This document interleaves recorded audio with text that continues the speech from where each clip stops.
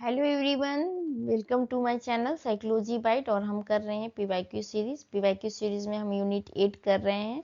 Social psychology part 1 already uploaded है, आप वहां जाकर अपनी प्रैक्टिस कर सकते हैं। तो वीडियो को शुरू करते हैं without wasting time, without wasting any extra conversation. First question देखते हैं। फर्स्ट क्वेश्चन में कहता है मैच द फॉलोइंग से है conformity, compliance, social norm, intense indoctrination. तो कन्फर्मिटी में हम क्या करते हैं? कन्फर्मिटी में हम करते हैं आपको social influence where individual change their attitude to go along with the existing norms. हम क्या करते हैं? कंफर्म करने की कोशिश करते हैं। तो ए का क्या होगा? ए का 3 होगा। फिर कंप्लायंस में क्या होता है? कंप्लायंस में होता है कि social influence involving direct request from other. And social norms क्या होता है? सोशल नॉर्म्स होता है आपका rule indicated how individual are expected behave a specific situation. And intense indoctrination is process in which member of extreme group accept, believed and rule in an unquestioning way. Okay, तो D का क्या हो जाएगा? D का 4 हो जाएगा। The correct answer is option number 3। Next question में चलते हैं। नेक्स्ट क्वेश्चन है क्वेश्चन नंबर 2। कहता है person incline to be verbally aggressive have, यानी जो व्यक्ति मौखिक रूप से आक्रामक होते हैं उनमें होता है, क्या होता है? Low threshold for behaviour activation system, and low threshold for fight and flight system, low threshold for behaviour inhibition system and high threshold for behaviour activation system. तो जिसके individual with low threshold for behaviour activation system क्या होता है? Respond क्या करते हैं? Quickly to reward and impulses. The right answer is low threshold for behaviour activation system. Next one है question number 3। Assertion and reason से। Assertion में ये कहता है कि people perform in accordance with the social position they hold, यानी लोग अपनी सामाजिक भूमिकाओं के अनुसार व्यवहार करते हैं। और रीजन ये कहता है people select relevant information from a trends amount of social information, यानी लोग सामाजिक जानकारी की विशाल मात्रा में प्रासंगिक करते हैं। लोग क्या करते हैं? लोग जो हैं वो सोशल रोल के ये अकॉर्डिंग क्या करते हैं? बिहेव करते हैं। और it is also true but individual selective process social information, जबकि ये क्या है? Selective attention does not directly explain the role based of behaviour. तो इस हिसाब से क्या होता है? असर्शन तो सही है और रीजन भी सही है, लेकिन वो उसे क्या करता है? सही से एक्सप्लेन नहीं कर पाता है। नेक्स्ट क्वेश्चन पे चलते हैं। क्वेश्चन नंबर 4 कहता है manager make judgement about employee disposition in various situation, यानी प्रबंधक जो है विभिन्न परिस्थितियों में कर्मचारी के स्वभाव का आकलन करते हैं। और निष्कर्ष में क्या कहता है? कारण ये बतलाता है कि उसके निष्कर्ष में अवलोकन के आधार पर निकाले जाते हैं। यानी मैनेजर क्या करता है? वो एम्प्लॉय को ये ऑब्जर्व करता है, उसके बिहेवियर को पूरे सिचुएशन में, और जजमेंट और डिस्पोजिशन के बेस पे उसे क्या करता है? ऑब्जर्व करता है। तो जो फाइनल कंक्लूजन निकालता है वो क्या होता है कि inference the drawn the basis of observation, वो उसे ऑब्जर्व के बेसिस पे ही निकालता है। तो both are true and R is the correct explanation. Next question देखते हैं। क्वेश्चन नंबर 5 है जो मैच द लिस्ट 1 से मैच द लिस्ट 2 करना है। उसमें क्या कहता है? Delegating, participating, selling and telling. ये क्या है? लीडरशिप स्टाइल है या रिलेशनशिप है आपका इसके साथ। तो डेलीगेटिंग में क्या होता है? लो टास्क एंड लो रिलेशनशिप होता है। तो ए का क्या हो जाएगा? ए का होगा आपका 3rd। फिर कहता पार्टिसिपेटिंग। पार्टिसिपेटिंग से क्या समझ में आता है? वो उसके साथ मिलकर रहेगा। तो उस सिचुएशन में क्या होता है? High relationship and low task. And selling में क्या होता है? सेलिंग में आपका होता है ये high task and low relationship. And telling में क्या होता है? टेलिंग में होता है high task and high relationship. The right answer is option number 3।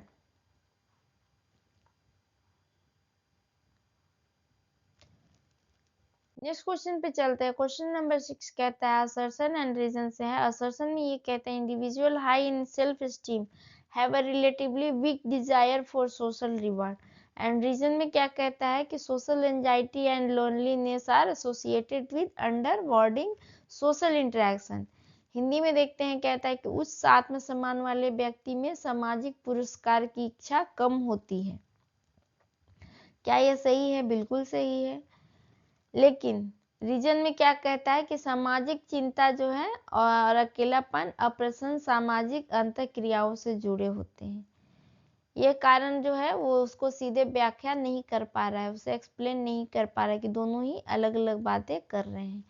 उसी तरह इसलिए ये जो आंसर होगा वो आपका आंसर सेकेंड होगा। अगला क्वेश्चन में देखते हैं। क्वेश्चन 7 कहता है पिग्मेलियन इफेक्ट। पिग्मेलियन इफेक्ट में क्या होता है? पिग्मेलियन इफेक्ट में होता है कि performance resulting from high expectation. जैसे जब टीचर ये मानता है कि स्टूडेंट जो है वो अच्छा करेगा, तो स्टूडेंट क्या करना चाहता है? स्टूडेंट सोचता है कि जब सर ने बोला है तो हमें उनके एक्सपेक्टेशन पे क्या करना है? खरा उतरना है। तो exceptional progress in information due to teacher expectation. Okay, next question देखते हैं। क्वेश्चन नंबर 8 कहता है helper respond to the need of a victim because they want to accomplish something rewarding. This में बी रेफर्ड एज, यानी जब सहायक पीड़ित की मदद इसलिए करते हैं क्योंकि वे कुछ सुखद प्राप्त करना चाहते हैं, तो इसे क्या कहते हैं? इसे कहते हैं एम्पैथिक जॉय हाइपोथेसिस कहते हैं। एम्पैथिक जॉय हाइपोथेसिस क्या कहता है कि पीपल दूसरे को हेल्प क्यों करते हैं? क्योंकि इससे उनका क्या होता है? वो खुद को अपने आप को रिवॉर्ड करते हैं और उससे उन्हें क्या मिलता है? पॉजिटिव फीलिंग एंड सेटिस्फैक्शन मिलता है। नेक्स्ट क्वेश्चन देखते हैं। क्वेश्चन नंबर 9 कहता है today social psychology study. Social psychology क्या स्टडी करता है? तो सोशल साइकोलॉजी जो है वो स्टडी करता है आपका social cognition and ethnic diversity and multiculturalism. तो इसके हिसाब से जो है ABC तीनों ही सही है। अगला क्वेश्चन पे चलते हैं। क्वेश्चन नंबर 10 कहता है असर्शन एंड रीजन से। असर्शन में ये कहता है कि people maintain a buffer zone around their bodies, यानी लोग अपने शरीर के चारों ओर एक व्यक्तिगत क्षेत्र बनाए रखते हैं।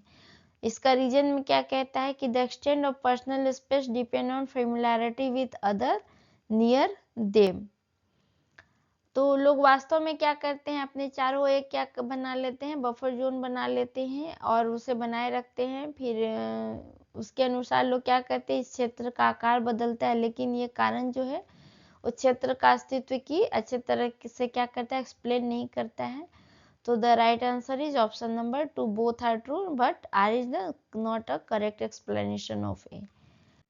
क्वेश्चन नंबर 11 कहता है cognitive approach of prejudice arises from which theory that an individual self concept derive partly from the membership of an in group, यानी पूर्वाग्रह का संज्ञानात्मक दृष्टिकोण किस सिद्धांत से उत्पन्न होता है? Realistic group conflict theory, scapegoat theory, frustration aggression theory या सोशल आइडेंटिटी थ्योरी।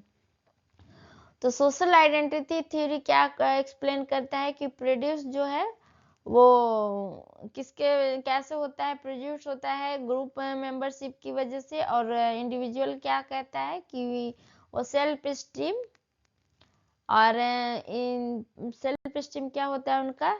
इससे आत्म पहचान से जुड़े होते हैं और उसके परिणाम स्वरूप क्या होता है? व्यक्ति अपने आप को क्या मानता है? कि वो ही सबसे श्रेष्ठ है। The right answer is option number 2, social identity theory.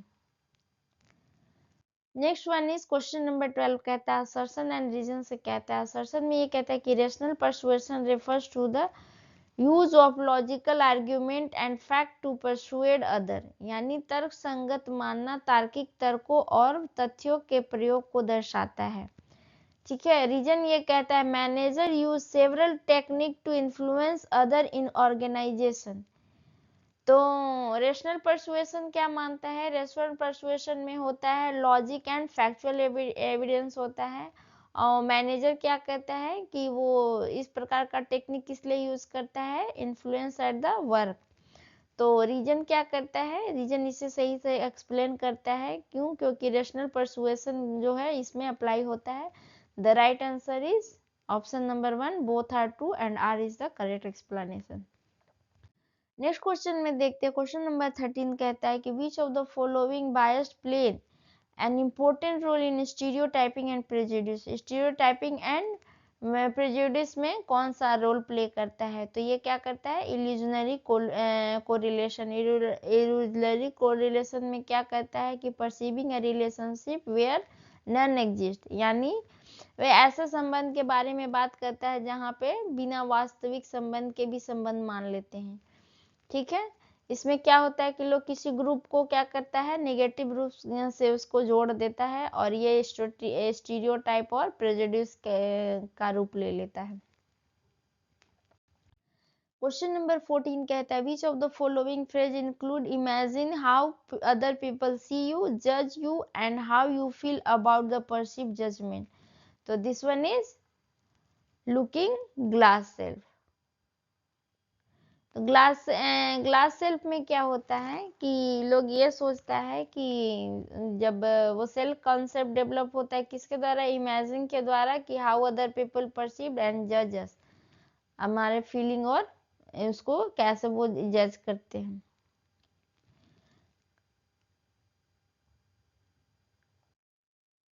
Next question देखते हैं। क्वेश्चन नंबर 15 कहता है ingratiation is a technique for gaining compliances in which the request first present himself and herself an authority and then ask to target person and comply. And reason कहता है ingratiation include liking in the target person for the requested and attempt to the change a target person behavior in own favor. तो इंग्रेसिएशन में क्या होता है? इंग्रेसिएशन में अधिकार दिखाना शामिल नहीं होता है। तो इस हिसाब से जो डी है वो तो फॉल्स हो जाएगा, ए है वो फॉल्स हो जाएगा। और आर में क्या कहता है कि जब इंग्रेसिएशन में क्या करते हैं? चापलूसी करते हैं, जिसमें चापलूसी और मित्रता से पसंद बढ़ाई जाती है। इसलिए इंग्रेसिएशन को जो सही रूप से समझता है वो क्या है? वो है रीजन। इसलिए ए सही, ए जो है वो गलत है और आर जो है वो सही है।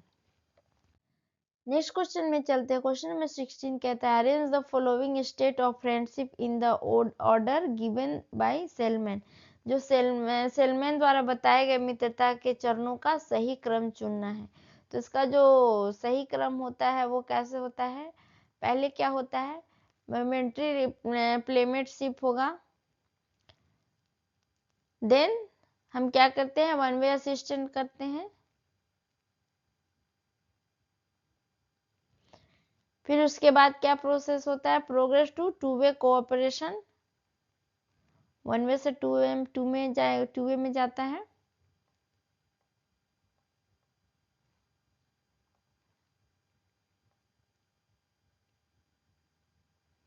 एंड फोर्थ वन कहता है, फोर्थ क्या हो जाएगा? फोर्थ आपका होगा intimate mutually shared relationship and last one is option number 3। तो ये किस में बनता है? आपका सी में बनता है 2, 5 एंड 1 एंड 4।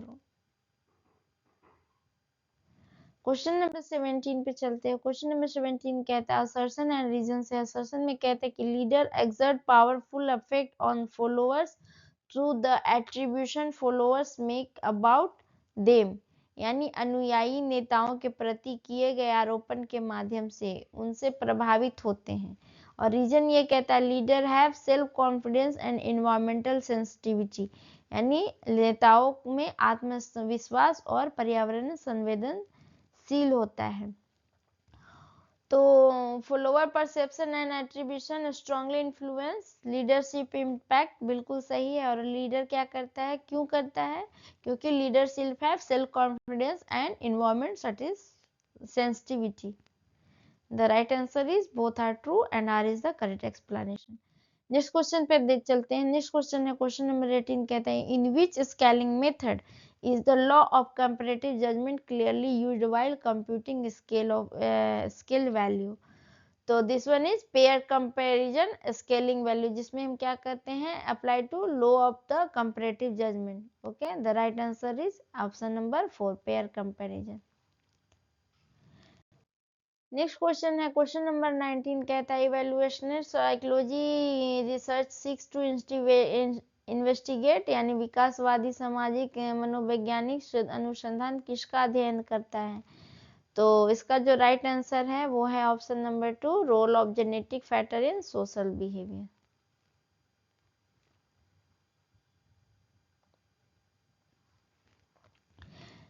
तो ये क्या एक्सप्लेन करता है कि ये एक्सप्लेन करता है social behaviour in term of survival and reproduction. Next one is question number 20, match the following से है. मैच वन, लिस्ट वन में कहता है life space and life space, instinctual behaviour, vacuum behaviour, task resumption. तो life space कब होता है? Life space refers to perceived psychological environment. Life space क्या होता है? साइकोलॉजिकल जो इन्वायरमेंट होता है वो होता है. तो आपका 1 का क्या हो जाएगा? 1 का होगा 2, psychological reality to perceive psychological environment. And instinctual behaviour क्या हो जाएगा? इंस्टिंक्चुअल बिहेवियर हो जाएगा tendency to resume unfinished task.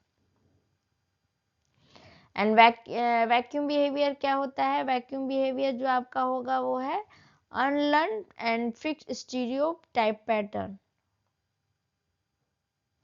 And last one is task resumption. Task resumption related to behavior when sign stimulus is absent.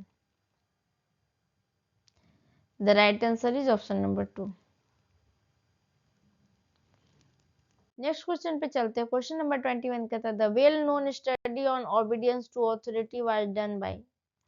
तो ये किसने दिया था? ये दिया था मिलग्राम ने. क्वेश्चन नंबर 22 है. Question number 22 assertion and reason से है. असर्शन में ये कहता है कि perceived fairness of the interpersonal treatment determine organisational outcome, यानी पारस्परिक व्यवहार की निष्पक्षता संगठनात्मक परिणामों को प्रभावित करता है. क्या ये सही है? बिल्कुल सही है. जबकि रीजन में ये कहता है कि people expect transparency and respond in organisation. तो both are true and R is the इसका करेक्ट एक्सप्लेनेशन है. इंटरपर्सनल फेयरनेस क्या अफेक्ट करता है? Job satisfaction and commitment. और एम्प्लॉय क्या अफेक्ट करते हैं? Respect and transparency. जब ये सब मिल जाते हैं तो क्या होता है? आउटकम इम्प्रूव हो जाता है. और रीजन क्या है? इसको सही तरीके से एक्सप्लेन करना है. अगला क्वेश्चन देखते हैं. क्वेश्चन नंबर 23 है. कहता है कि विच sequence of the decision making in pro social behaviour is correct. तो प्रो सोशल बिहेवियर में क्या कौन सा सीक्वेंस जो है वो करेक्ट होगा?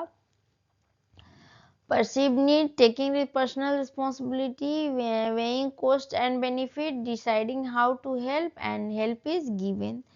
And second one is task taking responsibility, deciding how to help and waiting cost and perceived need. and तो पहले हम हेल्प करेंगे उसके बाद परसीव नीड करेंगे? नहीं. इसका जो करेक्ट सीक्वेंस बनेगा, पहले हम प्रो सोशल बिहेवियर कहाँ से शुरू होता है? हम नोटिस करते हैं कि क्या नीड है. फिर उसके बाद हम क्या करते हैं? रिस्पॉन्सिबिलिटी लेते हैं. ठीक है. फिर उसके बाद देखते हैं कि हाँ अगर हम इसे हेल्प करेंगे तो हमें क्या फ़ायदा होगा. देन हम उसको क्या करते हैं? इवेलुएट करते हैं और डिसीजन लेते हैं. फिर उसको क्या करते हैं? हम हेल्प करते हैं. The right answer is option number 1. अगला क्वेश्चन देखते हैं. किनशिप सिलेक्शन में कहता है कि kinship selection theory suggested that we help relative because this increase the likelihood that our future which shall be which. तो किनशिप सिलेक्शन थ्योरी क्या कहता है? किनशिप सिलेक्शन थ्योरी के अकॉर्डिंग हम क्या करते हैं? हेल्प करते हैं रिलेटिवली जेनेटिकली, यानी हम ये मानते हैं कि हमारे बाद जो है वो वाली फीलिंग आती है ना कि हमारे बाद हमारा वंश कौन देखेगा, कौन संभालेगा. तो उसमें क्या होते हैं? संबंधी रिलेटिव की मदद से साझा जीन आगे बढ़ते हैं. जो जीन जो है वो आगे पीढ़ी दर पीढ़ी बढ़ाया जाता है. इसमें क्या होता है, भविष्य की पीढ़ी में जिनका ये प्रिजर्व होता है। तो द राइट आंसर इज, पहला तो होगा जीन, ओके, एंड नेक्स्ट में transmitted generation, okay. Next question देखते हैं, question number 25। A strategy design to gain favourable response to small request at first with the intent of making a person more likely to agree later to a larger request is known as without any doubt this one is foot in the door technique. पहले हम क्या करते हैं, छोटी request करते हैं, फिर हम बड़ी रिक्वेस्ट करते हैं।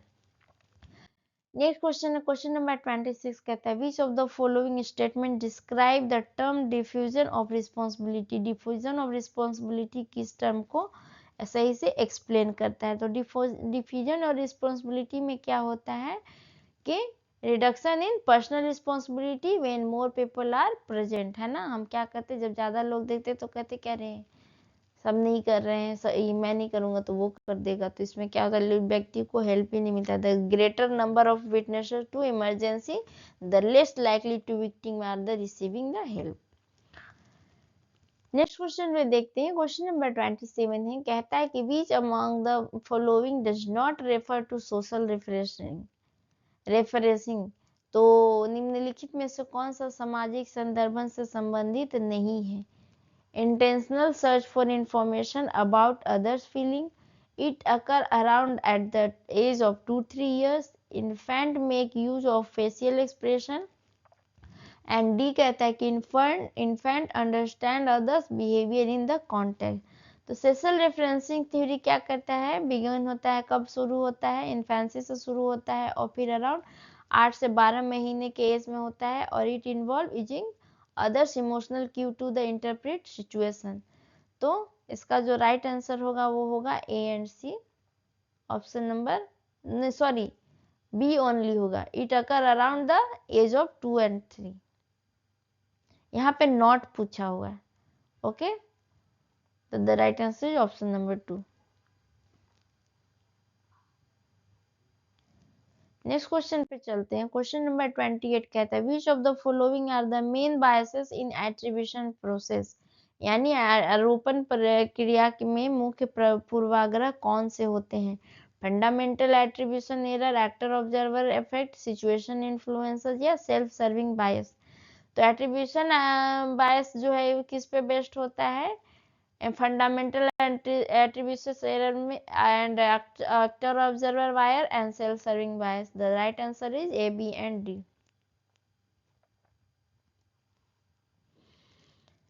नेक्स्ट क्वेश्चन पे चलते हैं, क्वेश्चन नंबर 29 है मैच द फॉलोइंग से directive, supportive, participative and achievement oriented. तो डायरेक्टिव में क्या होता है, डायरेक्टिव में एकदम क्लियर इंस्ट्रक्शन दिया जाता है और वो स्ट्रक्चर्ड होता है। तो ए का क्या हो जाएगा, ए का होगा आपका third, clear guidance and rule. And supportive में क्या होगा, सपोर्टिव में होगा challenge, goal and performance improvement.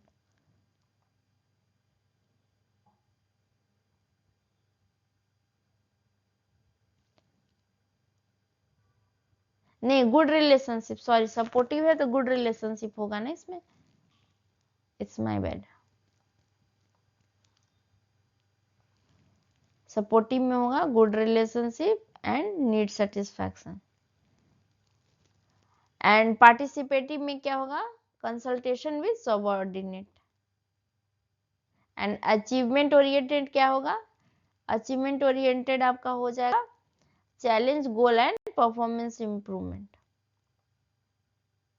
The right answer is option number 3। Question number 30 कहता है असर्शन एंड रीजन से। असर्शन में ये कहता है organisational justice include distributive, procedural and interaction justice.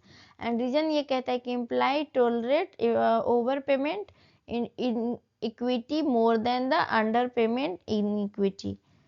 तो बोथ आर टू, लेकिन वो उसको सही एक्सप्लेन नहीं कर रहा है। क्यों नहीं कर रहा है कि फर्स्ट में जो है ऑर्गेनाइजेशनल जस्टिस के बारे में बात कर रहा है और सेकेंड वन जो है वो किस पे बात कर रहा है, इक्विटी के बारे में बात कर रहा है। The right answer is option number 2। Next question देखते हैं, क्वेश्चन नंबर 31 कहता है which one is incorrect regarding the causes of prejudice. Prejudice के बारे में क्या गलत है। तो थ्रेट टू सेल्फ एस्टीम और group interest, competition for scarce resources in group out group categorization या negative action toward other group. तो इसका जो राइट आंसर होगा वो होगा option number D, negative action toward other group. Negative action other group में क्या होता है कि outcome of prejudice not a cause. Okay, the right answer is option number 4। अगला क्वेश्चन देखते हैं। क्वेश्चन नंबर 32 कहता है असर्शन एंड रीजन से low serotonin level are in link to aggression and reason कहता है serotonin inhibit aggressive behaviour, both are true and R is the correct explanation. The right answer is option number A. Serotonin क्या करता है, inhibit करता है controlling aggression, and जब serotonin level low हो जाता है तो ये क्या करता है, कंट्रोल कर देता है वीकनेस को, और रिजल्ट में क्या हो जाता है कि एग्रेसिव बिहेवियर क्या हो जाता है, वो बढ़ जाता है। नेक्स्ट क्वेश्चन देखते हैं। क्वेश्चन नंबर 33 कहता है external attribution is made when information so, यानी एक्सटर्नल एट्रीब्यूशन कब होगा, जब जानकारी में क्या पाया जाता है, high consensus, low distinctness, low high distinctness and high consistence. तो एक्सटर्नल एट्रीब्यूशन थ्योरी क्या कहता है कि जब कोई लोग समान व्यवहार करते हैं और उनका जो बिहेवियर की स्थिति है, बिहेवियर जो है वो सिचुएशन के अनुसार क्या हो जाता है, चेंज हो जाता है, और टाइम के साथ क्या हो जाता है, स्थिर हो जाता है, तब क्या होता है, बाह्य कारण माने जाते हैं। ये स्थितियां कब उत्पन्न होती हैं, ये बाह्य आरोपण को बढ़ावा देती हैं। The right answer is option number 2 A, C and D।